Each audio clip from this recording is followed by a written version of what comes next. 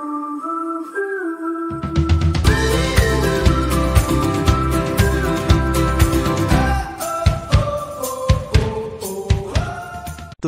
Kuliah Hukum Pidana. Topik ke-24 dari 30 topik. Alasan pemaaf dalam hukum pidana. Disediakan di channel Global Tutorial. Alasan pemaaf yaitu alasan yang menghapuskan kesalahan terdakwa. Perbuatan yang dilakukan oleh terdakwa tetap bersifat melawan hukum jadi tetap merupakan perbuatan pidana. Tetapi dia tidak dipidana karena tidak ada kesalahan. Alasan pemaaf menyangkut pribadi si pembuat. Dalam arti bahwa orang ini tidak dapat dicela menurut hukum dengan perkataan lain ia tidak bersalah atau tidak dapat dipertanggungjawabkan, meskipun perbuatannya bersifat melawan hukum. Jadi, ada alasan yang menghapuskan kesalahan si pembuat sehingga tidak mungkin pemidanaan. Alasan pemaaf yang terdapat dalam KUHP ialah Pasal 44, tidak mampu bertanggung jawab, Pasal 49 ayat 2, Nutwir Excess, Pasal 51 ayat 2, dengan itikat baik melaksanakan perintah jabatan yang tidak sah. Dalam ketentuan umum KUHP, alasan penghapus pidana ini dirumuskan dalam buku ke-1, yaitu terdapat dalam bab 3 buku ke-1 KUHP yang terdiri dari pasal 44, pasal 48 sampai dengan pasal 51. Pasal 44, pelaku yang sakit terganggu jiwanya, tidak mampu bertanggung jawab. Pasal 44 KUHP berbunyi, A. Barang siapa mengerjakan sesuatu perbuatan, yang tidak dapat dipertanggungjawabkan kepadanya karena kurang sempurna akalnya atau karena sakit berubah akal tidak boleh dihukum. B. Jika nyata perbuatan itu tidak dapat dipertanggungjawabkan kepadanya karena kurang sempurna akalnya atau karena sakit berubah akal maka hakim boleh memerintahkan dia di rumah sakit gila selama-lamanya 1 tahun untuk diperiksa. C. Yang ditentukan dalam ayat yang di atas ini hanya berlaku bagi Mahkamah Agung, Pengadilan Tinggi, dan Pengadilan Negeri. Dalam pasal 44 KUHP ini, tampaknya pembentuk undang-undang membuat peraturan khusus bagi pelaku yang tidak dapat mempertanggungjawabkan perbuatannya karena sakit jiwa atau kurang sempurna akalnya pada saat perbuatan itu dilakukan. Di samping itu berdasarkan ayat 3 dari pasal 44 KUHP ini, kewenangan untuk tidak menghukum pelaku berdasarkan sakit jiwa ini hanya pada hakim. Kewenangan ini tidak ada pada polisi maupun jaksa penuntut umum. Akan tetapi, dalam menentukan apakah pelaku menderita sakit jiwa atau sakit berubah akal, hakim harus menggunakan saksi ahli dalam bidang ilmu kejiwaan, psikiatri. Psikiatrilah yang menentukan apakah pelaku memang menderita sakit jiwa yang memang mempunyai hubungan kausal, keterkaitan dengan hal yang telah dilakukannya itu. Meskipun demikian, hakim dalam memberikan putusannya tidaklah terkait dengan keterangan yang diberikan oleh psikiatri. Hakim dapat menerima ataupun menolak keterangan yang diberikan psikiatri tersebut. Penerimaan maupun penolakan hakim ini tentunya harus diuji berdasarkan kepatutan atau kepantasan. Seperti diketahui MV, T menyebutkan sebagai tak dapat dipertanggungjawabkan karena sebab yang terletak di dalam si pembuat sendiri. Tidak adanya kemampuan bertanggung jawab menghapuskan kesalahan meskipun perbuatannya tetap melawan hukum sehingga dalam hal ini dapat dikatakan suatu alasan penghapus kesalahan. Untuk membuktikan apakah seseorang yang melakukan tindak pidana, ternyata tidak dapat dihukum dengan alasan pasal 44 KUHP, maka kita memerlukan ilmu pengetahuan lain yang dapat membantu yaitu psikiatri forensik. Pelaku akan diperiksa oleh seorang ahli, yang akan menyampaikan catatan medis, selanjutnya dari hasil tersebut akan disampaikan di muka persidangan. Pasal 48 KUHP, perbuatan yang dilakukan dalam keadaan terpaksa. Pasal 48 KUP berbunyi, barang siapa melakukan perbuatan karena terpaksa oleh sesuatu kekuasaan yang tidak dapat dihindarkan, tidak boleh dihukum. Pasal 48 KUHP ini tidak merumuskan yang dimaksudkan dengan paksaan tersebut.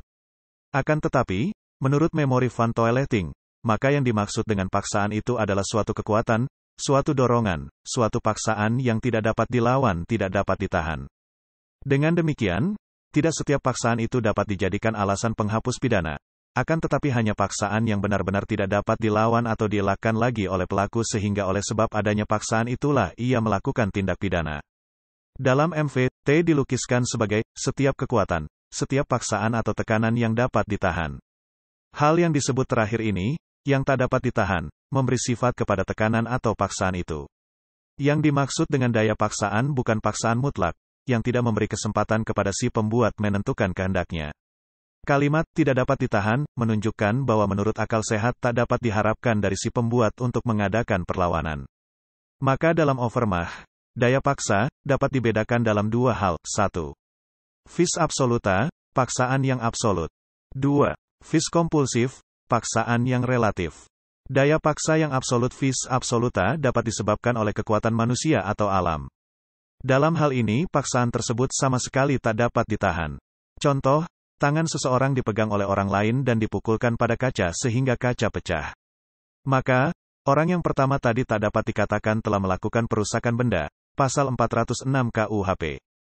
Hal yang dimaksud dengan paksaan atau daya paksa dalam pasal 48 ialah daya paksa relatif, vis conclusiva.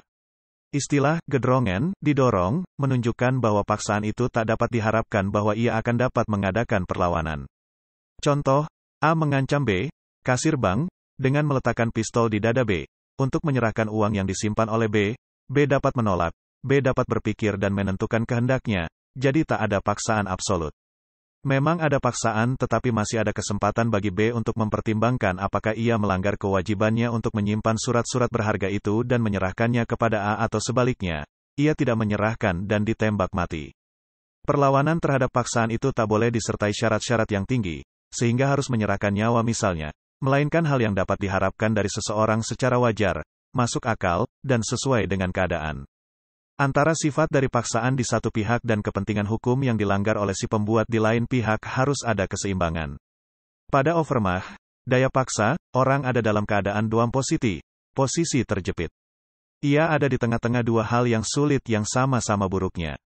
Keadaan ini harus ditinjau secara objektif. Sifat dari daya paksa ialah bahwa ia datang dari luar diri si pembuat dan lebih kuat daripadanya. Jadi, harus ada kekuatan, daya, yang mendesak dia kepada suatu perbuatan yang dalam kata lain tak akan ia lakukan, dan jalan lain juga tidak ada. Misalnya, ada orang yang tak mau masuk dinas tentara karena suara hati atau hati nuraninya keberatan tetap dihukum. Mereka tak mau taat pada undang-undang dan ingin mengikuti pandangannya sendiri mengenai keadilan dan kesusilaan yang menyimpang dari ketentuan undang-undang. Hal ini tidak bisa diterima. Namun, di Belanda sejak tahun 50-an ada perubahan pandangan. 1. Hakim tidak boleh begitu saja mengabaikan alasan keberatan hati nurani. Ia harus memeriksa kemungkinannya masuk ke dalam alasan penghapusan pidana yang umum. 2. Keberatan hati nurani, terhadap masuk dinas tentara, bukan keadaan darurat, tanpa melihat sampai di mana si pembuat dapat dicela atas perbuatannya. Keadaan darurat, Nudetusten, pasal 48 KUHP. Dalam vis compulsiva, daya paksa relatif, kita dibedakan daya paksa dalam arti sempit, atau paksaan psikis, dan keadaan darurat. Daya paksa dalam arti sempit ditimbulkan oleh orang sedang pada keadaan darurat. Paksaan itu datang dari hal di luar perbuatan orang. KUHP kita tidak mengadakan pembedaan tersebut. Menurut doktrin, terdapat 3 bentuk dari keadaan darurat. 1. Pertentangan antara dua kepentingan hukum. Ada 2 orang yang karena kapalnya karam hendak menyelamatkan diri dengan berpegangan pada sebuah papan. Padahal papan itu tak dapat menahan 2 orang sekaligus. Kalau kedua-duanya tetap berpegangan pada papan itu, maka kedua-duanya akan tenggelam. Untuk menyelamatkan diri, seorang di antaranya mendorong temannya sehingga yang didorong mati tenggelam dan yang mendorong terhindar dari maut. Cerita ini berasal dari Cicero. Orang yang mendorong tersebut tidak dapat dipidana, karena ada dalam keadaan darurat. Mungkin ada orang yang memandang perbuatan itu bertentangan dengan norma kesusilaan. Namun menurut hukum, perbuatan ini karena dapat dipahami bahwa naluri setiap orang untuk mempertahankan kelangsungan hidupnya. 2. Pertentangan antara kepentingan hukum dan kewajiban hukum. Misal, A. Orang yang sedang menghadapi bahaya kebakaran rumahnya, lalu masuk atau melewati rumah orang lain guna menyelamatkan barang-barangnya. B. Seorang pemilik toko kacamata kepada seorang yang kehilangan kacamatanya. Padahal pada saat itu menurut peraturan, penutupan toko sudah jam tutup toko sehingga pemilik toko dilarang melakukan penjualan. Namun, si pembeli itu ternyata tanpa kacamata tak dapat melihat sehingga betul-betul dalam keadaan sangat memerlukan pertolongan, maka penjual kacamata dapat dikatakan bertindak dalam keadaan memaksa dan khususnya dalam keadaan darurat. Permintaan kasasi oleh jaksa terhadap putusan hakim yang menyatakan bahwa terdakwa tak dapat dipidana dan melepas terdakwa dari segala tuntutan, tak dapat diterima. Putusan tanggal 15 Oktober tahun 1923. Terdakwa ada dalam keadaan darurat. Ia merasa dalam keadaan seperti itu mempunyai kewajiban untuk menolong sesama. Ares ini disebut ares optician. 3. Pertentangan antara kewajiban hukum dengan kewajiban hukum. A. Seorang perwira kesehatan, dokter angkatan laut, diperintahkan atasannya untuk melaporkan apakah ada para perwira-perwira laut yang bebas tugas dan berkunjung ke darat, kota pelabuhan, terjangkit penyakit kelamin. Dokter tersebut tak mau melaporkan pada atasan. sebab dengan memberi laporan pada atasannya ia berarti melanggar sumpah jabatan sebagai dokter yang harus merahasiakan semua penyakit dari para pasiennya. Di sini dihadapkan pada dua kewajiban hukum, 1. Melaksanakan perintah dari atasannya, sebagai tentara. 2. Memegang teguh rahasia jabatan sebagai dokter. Memberatkan salah satu di sini, ia memilih tetap merahasiakan penyakit pasiennya, jadi, ia tetap patuh pada sumpah kedokteran. Oleh pengadilan tentara, ia dikenakan hukuman 1 hari, tetapi dokter tadi naik banding, dan Mahkamah Tentara Tinggi membebaskannya karena ia ada dalam keadaan darurat. Putusan tanggal 26 November tahun 1916. B. Seorang yang dalam 1 hari, pada waktu yang bersamaan, dipanggil menjadi saksi di 2 tempat. Van Hattum membandingkan daya memaksa dengan nudity tense sebagai berikut. Pada daya memaksa dalam arti sempit si pembuat berbuat atau tidak berbuat disebabkan satu tekanan psikis oleh orang lain atau keadaan. Bagi si pembuat tak ada penentuan kehendak secara bebas. Ia dorong oleh paksaan psikis dari luar yang sedemikian kuatnya, sehingga ia melakukan perbuatan yang sebenarnya tak ingin ia lakukan. Pada keadaan darurat si pembuat ada dalam suatu keadaan yang berbahaya yang memaksa atau mendorong dia untuk melakukan suatu pelanggaran terhadap undang-undang. C. Pasal 49 ayat 1 KUHP, perbuatan yang dilakukan untuk membela diri, berbunyi, barang siapa melakukan perbuatan yang terpaksa dilakukannya untuk mempertahankan dirinya, atau diri orang lain, mempertahankan kehormatan atau harta benda sendiri atau kepunyaan orang lain, daripada serangan yang melawan hak dan mengancam dengan segera pada saat itu juga, tidak boleh dihukum. Dari bunyi pasal ini maka penghapusan pidana dapat dijadikan alasan apabila memenuhi syarat-syarat sebagai berikut. 1. Perbuatan itu dilakukan karena untuk membela tubuh, kehormatan atau harta benda sendiri ataupun orang lain. 2. Perbuatan itu dilakukan atas serangan yang melawan hukum yang terjadi pada saat itu juga. Dengan kata lain perbuatan itu dilakukan setelah adanya serangan mengancam, bukan perbuatan yang ditujukan untuk mempersiapkan sebelum adanya atau terjadinya serangan dan bukan pula terhadap serangan yang telah berakhir. 3. Perbuatan sebagai perlawanan yang dilakukan itu harus benar-benar terpaksa atau dalam keadaan darurat, tidak ada pilihan lain. Perlawanan itu memang suatu keharusan, untuk menghindari dari serangan yang melawan hukum tersebut. Dengan kata lain perbuatan pelaku dalam hal ini diperlukan adalah untuk membela hak terhadap keadilan, namun harus pula dilakukan secara proporsional, seimbang. Dengan demikian, tidaklah dapat dibenarkan untuk melakukan perlawanan dengan menggunakan pistol terhadap serangan melawan hukum yang hanya menggunakan tangan kosong. Serangan itu dapat merupakan tindak pidana, tetapi hal ini tidak perlu asal saja memenuhi syarat seperti tersebut di atas. Contoh serangan yang tidak merupakan tindak pidana, misalnya dengan tinju menyerbu seseorang, mengambil catatan untuk difotokopi guna kepentingan majikannya tapi tidak untuk dimiliki sendiri. Apakah perbedaan antara keadaan darurat dan pembelaan darurat? 1. Dalam keadaan darurat dapat dilihat adanya perbenturan antara kepentingan hukum dan kewajiban hukum serta kewajiban hukum dan kewajiban hukum. Dalam pembelaan darurat situasi darurat ini ditimbulkan oleh adanya perbuatan melawan hukum yang bisa dihadapi secara sah. Dengan perkataan lain dalam keadaan darurat hak berhadapan dengan hak, sedang dalam pembelaan darurat, hak berhadapan dengan bukan hak. 2. Dalam keadaan darurat tidak perlu adanya serangan, sedang dalam pembelaan darurat harus ada serangan. 3. Dalam keadaan darurat orang dapat bertindak berdasarkan berbagai kepentingan atau alasan sedang dalam pembelaan darurat. Pembelaan itu syarat-syarat sudah ditentukan secara limitatif, pasal 49 ayat 1. 4. Sifat keadaan darurat tidak ada keseragaman pendapat dari para penulis yakni ada yang berpendirian sebagai alasan pemaaf dan ada sebagai alasan pembenar. Sedang dalam pembelaan darurat para penulis memandang sebagai alasan pembenar ialah sebagai penghapus sifat melawan hukum. Dalam hubungan pembelaan darurat ini ada satu perbuatan orang yang disebut putatif nutuir.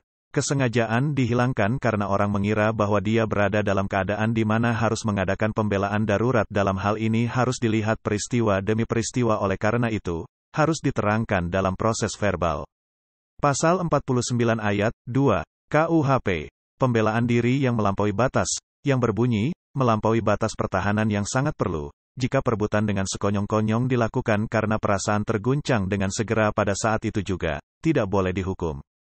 Dalam hal ini hakimlah yang berperan dalam menentukan apakah benar terdapat hubungan kausal antara suatu peristiwa yang mengakibatkan keguncangan jiwa pelaku sehingga ia melakukan suatu pembelaan yang melampaui batas, sedangkan perbuatan itu sesungguhnya merupakan tindak pidana.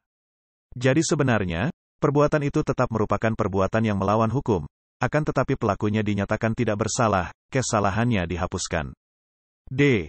Pasal 50 KUHP, melaksanakan peraturan perundang-undangan, yang berbunyi, barang siapa yang melakukan perbuatan untuk menjalankan peraturan undang-undang tidak boleh dihukum.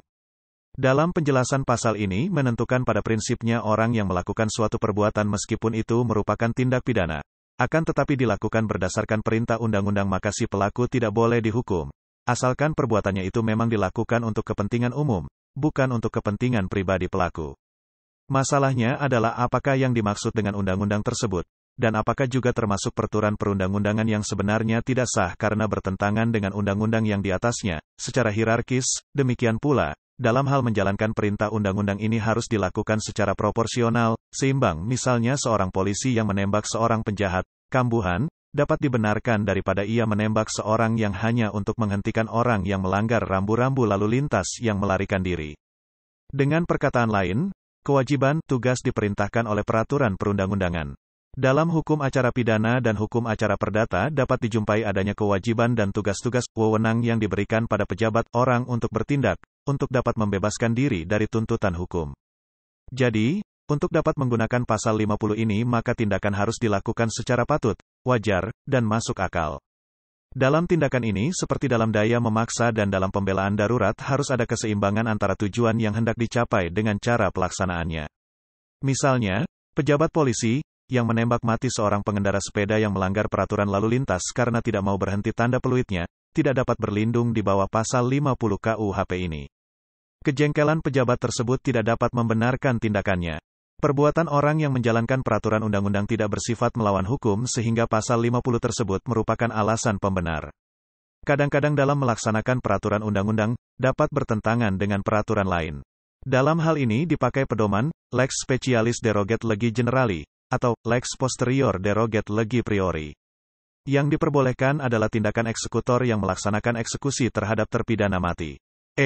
Pasal 51 ayat 1 KUHP, melakukan perintah jabatan yang sah, yang berbunyi, barang siapa melakukan perbuatan untuk menjalankan perintah jabatan yang diberikan oleh kuasa yang berhak tidak boleh dihukum. Dengan kata lain yang memberikan perintah adalah orang yang berwenang, berhak, perintah yang sah dari yang berwenang, dan yang diperintah melaksanakannya karena sesuai dengan atau berhubungan dengan pekerjaannya. Suatu hal yang tidak boleh dilupakan bahwa dalam hal melaksanakan perintah jabatan ini, juga harus diperhatikan asas keseimbangan, kepatutan, kelayakan, dan tidak boleh melampaui dari batas keputusan dari orang yang memerintah. Contoh kasus, seorang AKP polisi diperintah oleh Kombes Polisi, Kapolres, untuk menangkap pelaku tindak pidana. Kombes Polisi tersebut berwenang untuk memerintahkannya. Jadi, dalam hal ini AKP polisi tersebut melaksanakan perintah jabatan yang sah. Bila manakah perintah itu dikatakan sah? Yaitu apabila perintah itu berdasarkan tugas, wewenang atau kewajiban yang didasarkan kepada suatu peraturan. Antar orang yang diperintah dan orang yang memerintah harus ada hubungan jabatan dan harus ada hubungan subordinasi, hubungan atasan dan bawahan, meskipun sifatnya sementara, misalnya seperti permintaan bantuan oleh pamong praja kepada angkatan bersenjata, sesuai pasal 413 KUHP. Dalam pasal 51 ini pun cara melaksanakan perintah harus patut dan wajar, pula harus seimbang dan tidak boleh melampaui batas kepatutan. Perintah jabatan ini adalah alasan pembenar. Pasal 51 ayat 2. Melakukan perintah jabatan yang tidak syah dianggap sah, berbunyi, perintah jabatan yang diberikan oleh kuasa yang tidak berhak tidak membebaskan dari hukuman, kecuali jika pegawai yang di bawahnya atas kepercayaan memandang bahwa perintah itu seakan-akan diberikan oleh kuasa yang berhak dengan sah dan menjalankan perintah itu menjadi kewajiban pegawai yang di bawah pemerintah tadi. Dalam hal ini ada alasan pemaaf dapat menghapuskan kesalahannya, kesalahan yang dibebankan kepada orang yang memberi perintah. Dengan kata lain pelaku yang melaksanakan perintah yang tidak sah, dapat dihapuskan pidananya apabila memenuhi syarat-syarat sebagai berikut. 1. Perintah itu dipandangnya sebagai perintah yang sah. 2. Dilakukan dengan itikat baik. 3. Pelaksanaannya dalam ruang lingkup tugas-tugasnya, yang biasanya ia lakukan. Sebaliknya, jika perintah itu tidak meliputi ruang lingkup tugas-tugasnya yang biasa ia lakukan maka itikat baiknya dalam melakukan perintah itu diragukan. Jadi, dalam hal ini, pembuat undang-undang menjaga kepatutan buta dari orang yang mendapatkan tugas atau yang menerima perintah yang dapat membawa akibat pemidanaan terhadap dirinya sendiri. Dengan kata lain, seseorang menerima perintah atau tugas dari seorang atasan haruslah waspada dan teliti. Sebagai contoh, seorang agen polisi mendapat perintah dari kepala kepolisian untuk menangkap seorang agitator dalam suatu rapat umum atau umumnya seorang yang dituduh telah melakukan kejahatan. tetapi ternyata perintah tidak beralasan atau tidak sah. Di sini agen polisi tidak dapat dipidana karena ia patut menduga bahwa perintah itu sah dan pelaksanaan perintah itu ada dalam batas wewenangnya. Contoh lainnya, seorang kepala kantor memerintahkan kepada bendaharawan untuk mengeluarkan sejumlah uang guna sesuatu pembelian, misal, mobil, yang tidak masuk dalam mata anggaran. Andai kata bendaharawan itu melaksanakan perintah tersebut, apa akibatnya? Perintah tersebut tidak sah karena pembelian mobil itu tidak termasuk dalam wewenang bendaharawan tersebut. Sebabnya ialah pengeluaran dari pemerintah sudah ditentukan pos-pos tertentu. Di sini bendaharawan itu dapat dipidana karena ia patut menduga bahwa perintah itu tidak sah. Catatan, mengenai ketaatan seorang bawahan kepada atasannya, Hazuwinkel Suringa mengatakan ketaatan yang membuta tidak mendiskulpet, tidak patut dipidananya perbuatan. Contoh lainnya, seorang kepala polisi memerintahkan anak buahnya untuk memukuli seorang tahanan yang menjengkelkan. Andai kata bawahan ini mengira bahwa perintah itu sah, maka ia tetap dapat dipidana karena memukul seorang tahanan tidak termasuk wewenang dari seorang anggota polisi. Sifat dari perbuatan seorang yang melakukan perbuatan karena perintah jabatan yang tidak sah ialah, perbuatannya tetap perbuatan yang melawan hukum, tetapi berhubung dengan keadaan pribadinya maka ia tidak dapat dipidana. Keadaan tersebut adalah merupakan alasan pemaaf. Demikianlah materi topik ke-24 tutorial kuliah hukum pidana.